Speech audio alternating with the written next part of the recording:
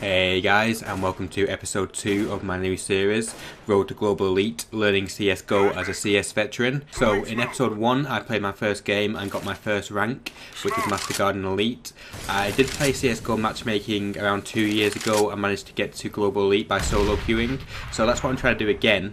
I think it'll be a bit different this time. It's a bit more advanced now, the game. People played it for longer, so the skill level's a bit higher, and I think it's also a bit harder to get there as a solo queue at the moment, so we'll see how it goes. So just to recap, I used to play Counter-Strike 1.3, 1.5 and 1.6 competitively from 1999 up until 2010 and went to a lot of competitions for that game.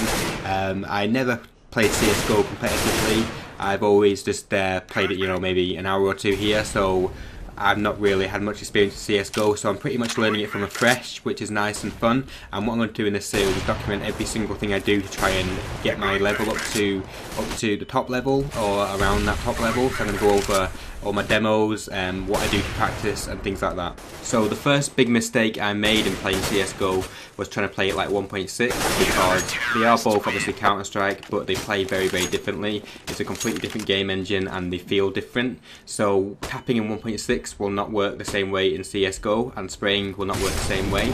So basically what I tried to do is to relearn all of the spray patterns and all of the best way to tap a weapon. So the best way to do that I found was to watch POV demos. I tried to stay away from Go TV demos because they were only 16 tick, and for example some of them might only look like they're firing about 10 bullets in Go TV, but in the actual POV that's going to be spraying a full clip, so I stayed away from Go TV demos. The demo in the background is Fnatic Olafmeister against LDLC from about last November. This is one of about 7 demos I watched. The main things I say that I learned from the POV demos is just the way that Counter-Strike Go flows. I think in all the demos I never saw a full eco. So in 1.6, if you lost the pistol round, you're pretty much guaranteed to eco twice as CT or at least one time as a terrorist, depending whether you planted or didn't plant. In CSGO it's like no matter what you lose, what you win, you're still going to buy, whether it's pistol or AKs, anything. And also in this demo in the background on Dust 2, Fnatic actually won something like 6 pistol rounds, where they're buying Tech 9s or 5.7s or CZs. In 1.6 you'd never win an eco round, whereas in CSGO you win a lot of them. So that's one thing I'm going to change in my games, is every single time I would normally eco, I will buy at least a Tech 9 or a 5.7 or something like that. I might not buy armor, but I'm going to at least buy something.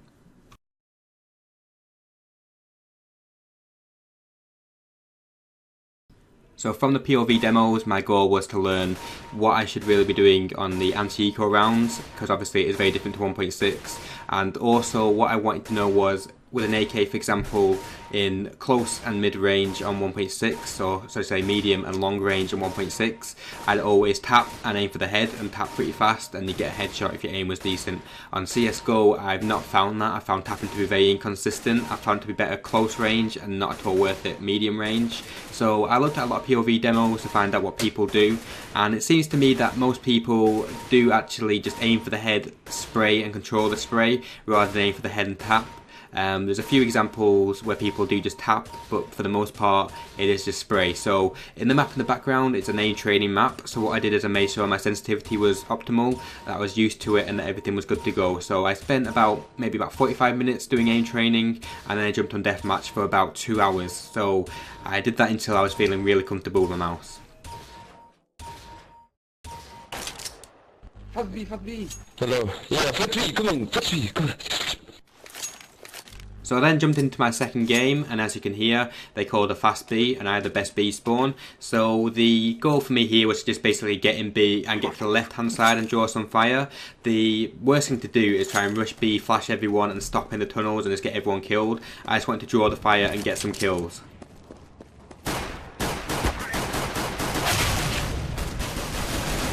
So I did end up dying there. As I first spawned rushing B on pistol round, it is a very difficult job to get in there and get some kills, because the fact is, unless you stop and block everyone and probably lose the round, you're going to have at least 2 or 3 people firing at you from different angles.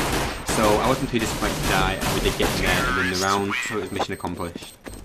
Nice. Good job, man.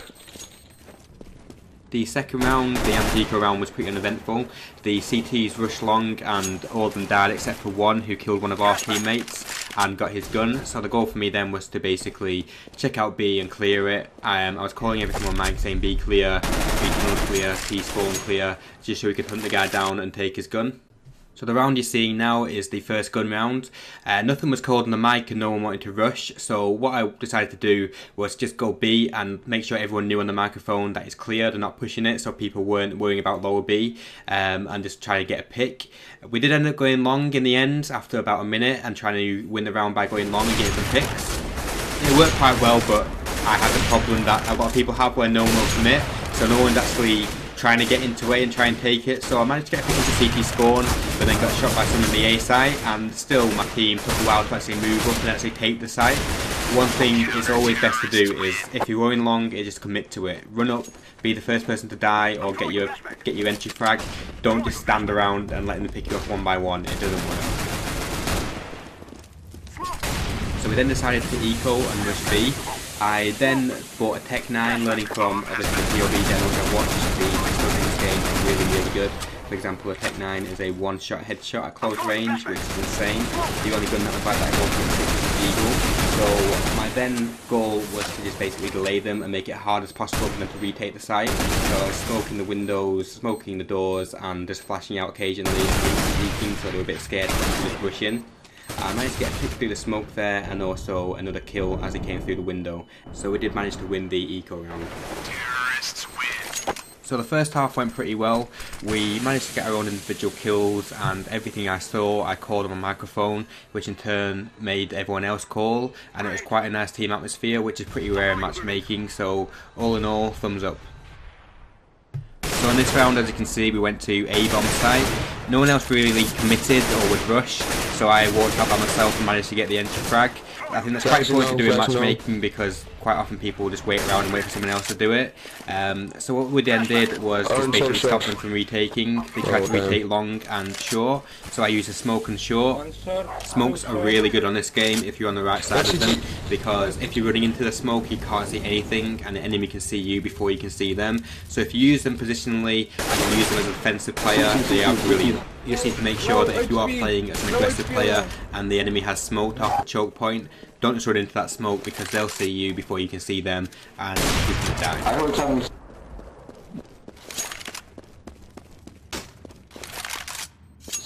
He didn't say it was tunnels. He said he held tunnels. But he had tunnels. Or tunnels. Good luck. For the CT side, I played in B by myself. This actually brought out quite a few problems with my play, and what that basically is my spray. So a couple of occasions the terrorists rushed B. One occasion, which is on screen now, I had a FAMAS and I just didn't hit my shots. I was hitting them around the chest and the stomach. I did a lot of damage. I think I damaged all 5 players and got a couple of assists, but I only got 1 kill. I didn't get any headshots. Obviously with a FAMAS it's not something I've really practiced, but there's another round with M4 which will come up as well, and basically I was spamming them some smoke and they all rushed out at me, and again I only got 1 kill. But that's fine, it gives me something to work on. So what I did after this game was spend about an hour in deathmatch just practicing my spray and learning the recoil patterns, and I feel a lot more comfortable now. So that's the end of my second game. It was quite an easy win, but I would say I didn't play how I want to play. My spray wasn't good enough, and my aim was a little bit off, so that's fine because it gives me something to work on. So like I said before, I jumped straight into deathmatch, played deathmatch for a couple of hours, and I'm going to keep on watching POV demos and play a bit more of the aim training map, and we'll go from there. So every single game I want to have something to improve and something to work on, which this game has given me. Look at him, please! Oh my god! Look at that! Easy game! So that's the end of this episode. In the next one I'm going to go over each gun, such as the USPS and the M4 and the AK, and go over what's the best way to use those guns, whether it be spraying or tapping.